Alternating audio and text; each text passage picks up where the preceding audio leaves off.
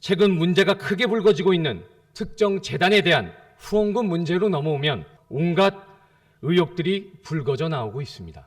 경기도교육청 A 비서관이 임기제 공무원들을 대상으로 모 정책재단에 대한 후원금을 모집하였는데 알고 보니 임태희 교육감님께서 2017년까지 이사장을 지낸 단체였습니다. 최근 임태희 교육감님의 비서관 중 한 명도 이곳에서 실무 최고 책임자인 사무처장을 역임하기도 했습니다. 흔히 말하는 임태희 교육감의 핵심 관계자, 교육감님에 대한 연관관계가 있다고 의심받는 모 정책재단을 위해서 교육감을 대상으로 후원금을 모집한 것입니다. 공무원의 기부금 모집은 1년 이하의 징역이나 1천만 원 이하의 벌금에 처할 수도 있는 명백한 불법 행위입니다. 뿐만 아닙니다.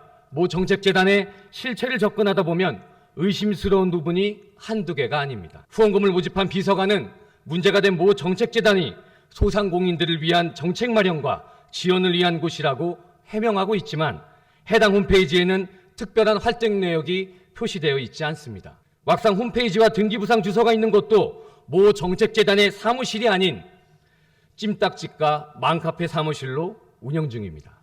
더욱 놀라운 것은 그 맘카페의 대표가 경기도교육청 대변인실의 홍보자문위원장이라는 의혹도 제기되고 있다는 사실입니다. 모 정책재단에 대한 경기도교육청의 영혼 없는 변명이 이어질수록 새로운 의혹이 복마전처럼 튀어나오고 있습니다. 진상을 밝히고 사태 당사자들에 대한 책임을 규명해야 할 교육청은 이미 자정 능력을 잃어버렸습니다. 교육청의 감사관실은 일련의 사태에 대한 철저한 진상규명보다 당사자들을 옹호하고 변명하고 은폐하기에 급급하고 있기 때문입니다. 언론에서 연일 문제점을 지적하고 경기도의 더불어민주당에서 감사를 촉구하는 논평을 발표하자 마지못해 먹기 싫은 떡을 먹듯 감사를 진행하겠다고 밝혔습니다. 그러나 교육감의 눈치만 살피고 있는 감사관실이 이 사태에 대한 진상규명을 명백하게 규명하고 재발 방지를 위한 책임자 처벌을 기대하는 것은 난항일 수밖에 없습니다. 이제 우리 경기도의회가 나서야 합니다.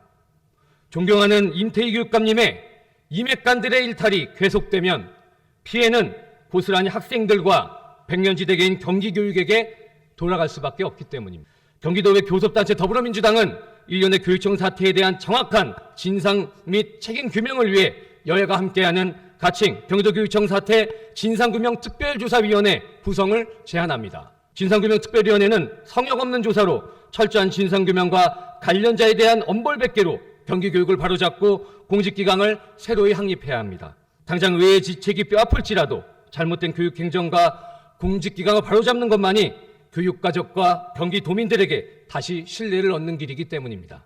마지막으로 간곡히 여야 의원들의 협력을 간곡히 요청드립니다.